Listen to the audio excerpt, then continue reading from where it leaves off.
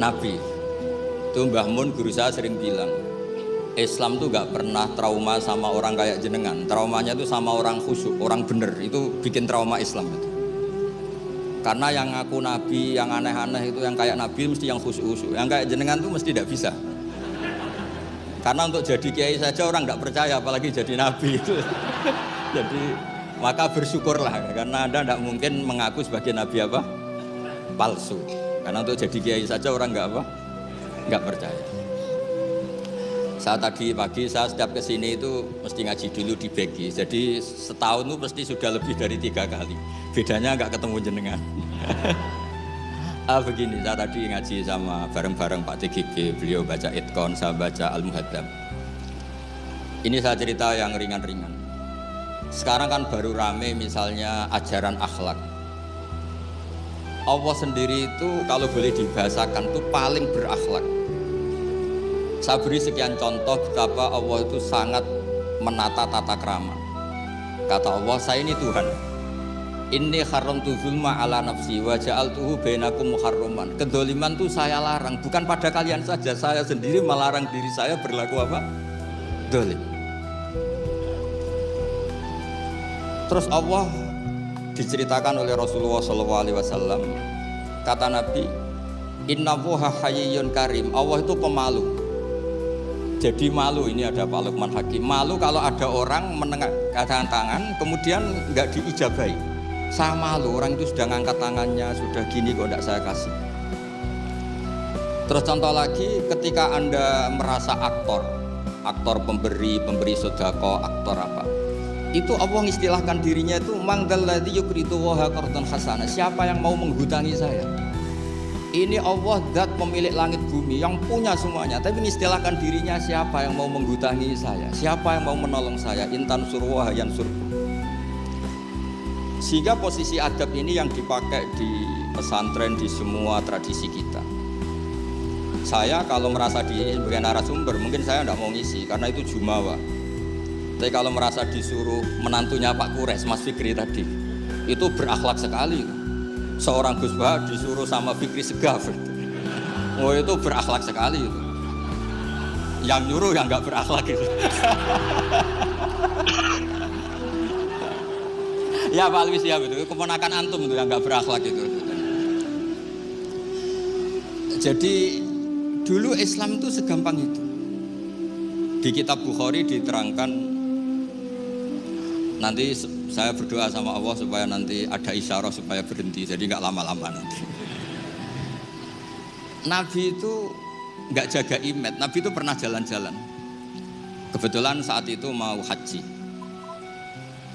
Itu dicegat sama perempuan, Imra'atun bin Khusam.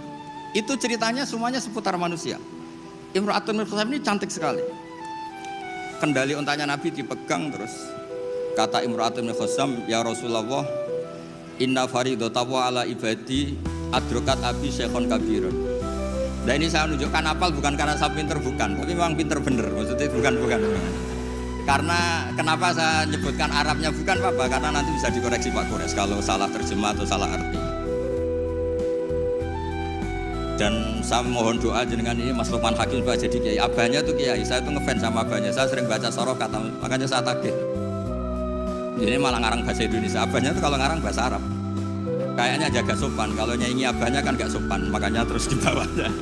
Itu ya bagian dari Islam juga. Saya pernah ditegur sama murid-muridnya Mbah Mun, Gus, kamu itu ngaji kayak saya, maksimal takbir. Kenapa ya? Kalau saya ngaji Wahab, kayak Mbah Mun, gak sopan namanya. Di bawahnya saja biar tetap apa? Sopan. Teman saya itu ngilhami saya sampai sekarang, bilang gini, Gus nanti jangan terlalu soleh ya, biar surganya sama saya katanya. Kalau terlalu soleh nanti surganya sama Mbah Mun, apalagi sama Rasulullah sungkan, gak iso ngopi-ngopi. Itu guyon tapi tak angen-angen bener.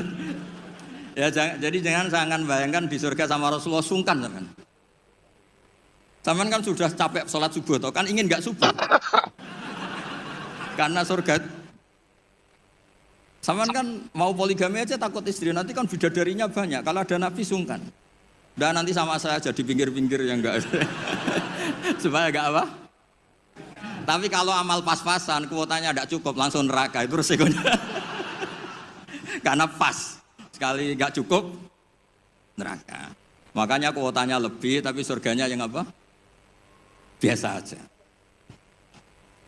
Imra'atun min Khosam itu cantik. Nabi pas itu dionta Ardafa Al-Fadl bin Abbas. Fadl bin Abbas ini sepupunya Nabi. Fadl masih muda, masih ganteng muda. Terus fanadharul Fadl ilaiha wa nadharat ilaihi. Nah ini cerita betapa Nabi sebagai pengajar itu manusiawi sekali. Terus falau wa Rasulullah unukal Fadl. Nabi cara sekarang memalingkan Fadl supaya agak ngelihat perempuan ini. Imra'atun min Khosam. Pas Nabi lawa mungkin agak keras, Abbasnya tersinggung. Lawaita ibna ammik, gimana kamu sama sepupu kok gitu? Kata Nabi, ini Fadl melihat Imra'atun min Khosam tadi, gadis dari Khosam. Nah ini supaya sama ngerti, jangan bayangkan Nabi itu terus orang kalau mau tanya kok di jalan, nggak sopan, nggak berakhlak gitu. Ya biasa aja dijawab. Dijawab ya di jalan itu. Yang tanya juga agak sowan dulu enggak, ya di sana. Nah sekarang beberapa ustadz itu kalau ada orang tanya disuruh ke rumah, ternyata ustadznya masih belajar dulu. Itu enggak urusan sopan, ilmunya enggak cukup, kalau jawab langsung tuh enggak cukup. Terus dikemas sopan, enggak sopan, tanya di jalan, di rumah. Pertanyaannya kasih dulu, ternyata belajar dulu. Oh itu benar-benar ustadz enggak sopan itu. Kan enggak efisien, enggak apa. Ini cerita di Sahih Bukhari. Inna faridatallahi ala ibadi adrakat abi syekhon kabiran la yastati'u ayasbuta ala rohilah wa fi riwayatin ayastamsika ala rohilah. Afa ahujju anhu. Bapak saya itu tidak kuat haji. Dan sekarang haji sudah wajib. Ini gimana? Apa saya perlu hajikan? Itu awal ada haji niabah. Kalau di masyarakat disebut haji amanah. Jadi haji amanah itu tidak nunggu meninggal, orang stroke, nggak mungkin haji itu sudah bisa dikajikan apa? Bisa sering di